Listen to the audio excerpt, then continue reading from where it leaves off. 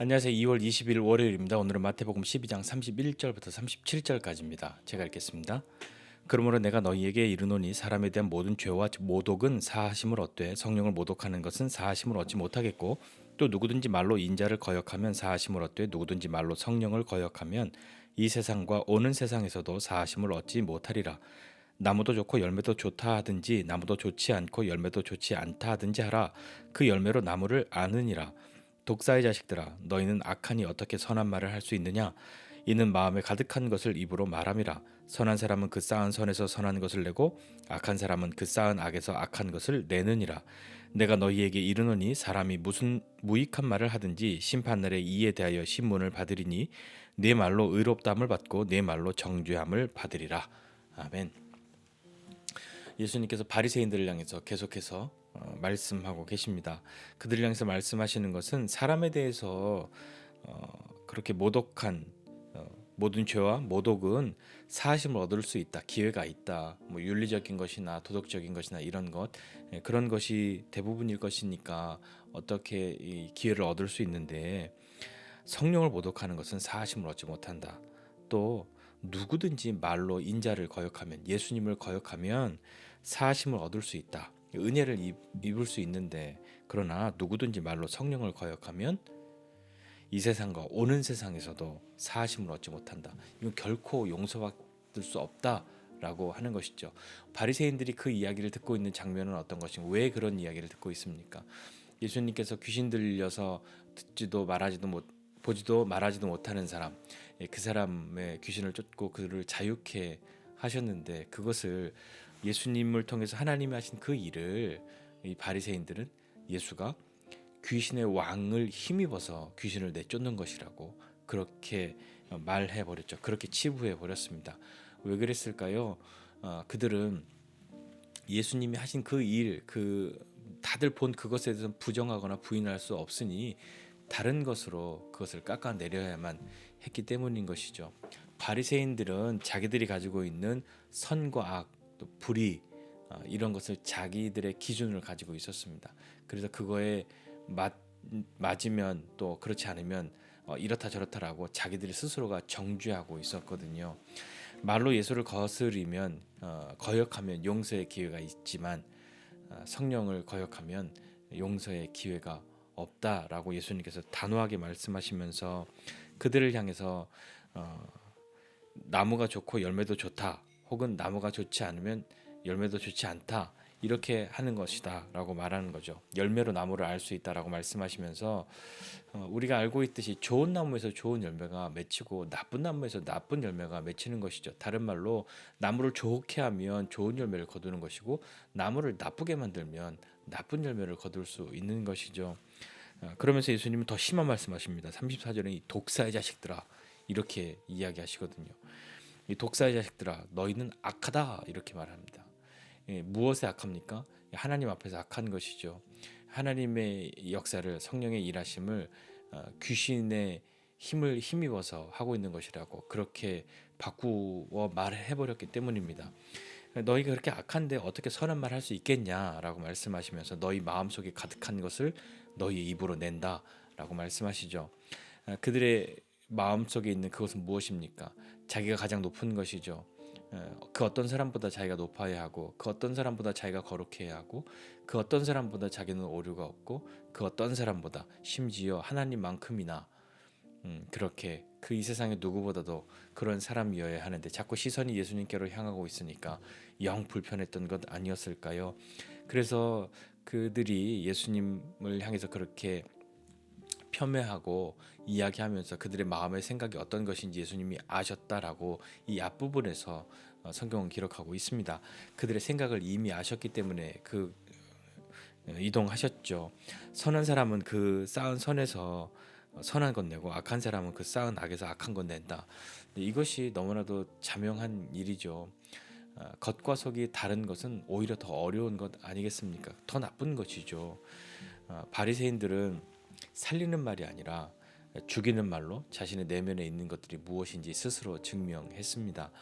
바리새인들처럼 자기 의로는 선함을 이룰 수 없는 것이죠. 자기의 의로움으로 온전한 선을 이룰 수 있다라고 그렇게 생각하고 나는 이것도 안 하고 저것도 안 하고 이것도 하고 저것도 하니까 나는 의롭다라고 말하는 그것으로는 온전한 선을 이룰 수 없단 말입니다. 그러나 선하신 주님은 선한 것을 내시는 거죠.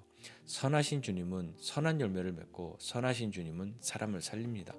근데 우리도 말로 자신을 속이는 사람이 아니라 주님의 은혜를 힘입고 주님 닮아가는 삶을 사랑하고 또 우리 속 사람이 변화되어서 우리 안에 있는 것이 밖으로 나와도 그것이 은혜가 되어지는 그런 사람이 되기를 다 바라지 않습니까? 그렇다면 가만히 있어서 되는 것은 아니죠. 예수님도 말씀을 듣고 말씀대로 살아가기를 원하는 사람 가만히 있어서 그렇게 바뀐다라고 말씀하지 않으셨습니다. 일단 마음의 밭을 갈아엎어야 합니다. 그 마음의 밭을 기경하고 씨를 뿌리기 전에는 밭을 갈아야 하는 것이잖아요. 밭도 갈지 않고 씨를 뿌려버리면 대부분은 상하죠. 새들이 먹고 뭐 햇빛에 타고 좋지 않은 곳에 떨어져서 뭐 풀뿌리나 바위나 돌이나 이런 것이 다 막혀 있어서 자라지 못하고 하니까 그래서 씨를 뿌리기 전에는 농부가 항상 밭을 가는 거 아닙니까? 밭을 갈아낼 때 그 밭에 필요 없는 것들 돌들 뭐 이 잡초들 무슨 뿌리들 다 제거하고 그런 다음에서야 씨앗을 뿌리는 것이니까요. 우리도 우리의 속 사람이 변화되는 것은 가만히 있어서 되는 것은 아니죠. 주님의 말씀을 듣고자 함이 있어야 하는 것, 주님을 따라 삶을 살고자 하는 열망이 있어야 하는 것이고요. 그에 맞게 우리의 마음의 밭을 갈아야 하는 것입니다. 그것은 우리가 해야 하는 것이죠.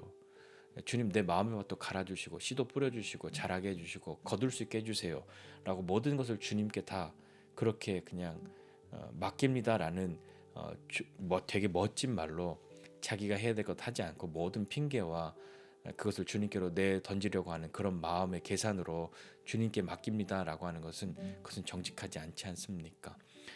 우리도 그렇게 마음의 밭을 기경하고 속 사람이 변화될 것을 그리고 자기 자신을 쳐서 복종해야 할 것이 우리가 해야 하는 일임을 기억하고 주님 앞에 나아가야 우리도 우리 안에서 변화가 일어나고 우리 안에 있는 것이 밖으로 나오고 그것이 은혜가 되지 않겠습니까? 예수님 계속해서 말씀하시기를 너희에게 말하는데 사람이 무슨 무익한 말을 하든지 심판날에 그대로 받을 것이다. 심판날에 신문을 받을 것이다 라고 말씀하는 거죠. 네 말이 의롭다함을 받고 내 말로 정죄함을 받는다. 네가 말한 대로다 라고 말씀합니다. 여기에서 너의 행위대로가 아니라 예수님은 너의 말대로라는 것으로 강조하셨습니다. 네가 말한 대로 네가 무익한 말을 했든 네가 선한 말을 했든 그것으로 의롭다함을 받든지 정죄를 받든지 그렇게 할 것이다 라고 말씀하고 계십니다. 심판의 날에는 보응이 있는 것이죠. 판결이 있는 것입니다. 하나님의 말씀에 순종해서 의의 열매를 거두든 하나님의 말씀대로 삶을 살아가는 것 그것을 거부하고 자기의 의로움을 추구하고 살아가든 그것은 우리가 선택할 수 있는 것이나 그에 대한 심판의 날은 모두가 맞이하게 되는 것입니다. 오늘 이 말씀 보면서 우리는 일부러 하나님을 회방하고 싶어하는 그런 마음을 가진 사람은 없습니다. 그러나 이 회방이라고 하는 것 여기에서 성령을 모독하는 것 그것은 이 바리새인들은 의도를 가지고 한 것이죠. 일부러 그렇게 한 것입니다. 애초부터 그렇게 한 것이죠. 어쩌다 보니 그렇게 된 것이 아니라 일부러 그렇게 한 것입니다.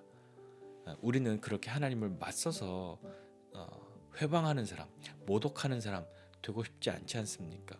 그런 사람 되라고 해도 우리는 다 물러날 것 아닙니까? 자, 그렇다면 거기에서 만족할 것이 아니라 주님을 더 닮아가는 사람, 이 회방꾼이 아닌 것으로 만족하는 게 아니라 진실하게 주님을 따르는 사람, 주님과 하나 되고 주님과 더욱 친밀해져서 우리의 속 사람이 변화되고 주님을 더욱 닮은 사람이 되고 그리하여서 우리에게서 우리 안과 우리의 밖이 그리스도를 닮은 사람으로 그렇게 나아가야 하지 않겠습니까?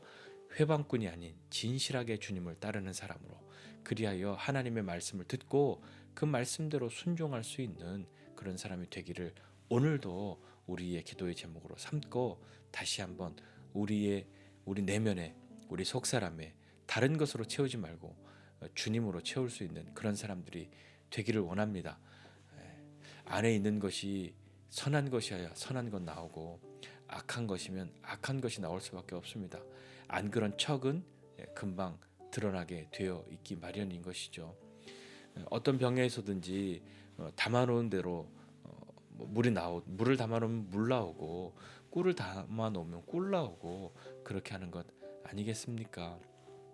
우리는 우리의 이전의 내면에 무엇이 담겨있든 그것을 비워내고 주님을 따라갈 수 있는 저와 여러분 모두가 되시기를 주님의 이름으로 축복합니다. 기도하겠습니다.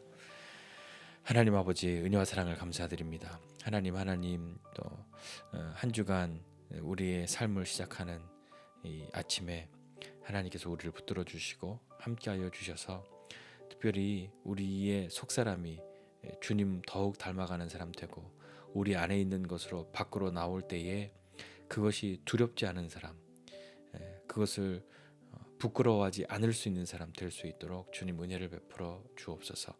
주님, 우리는 우리의 속사람이 주님 닮아가고 주님의 말씀을 따라가기를 원합니다.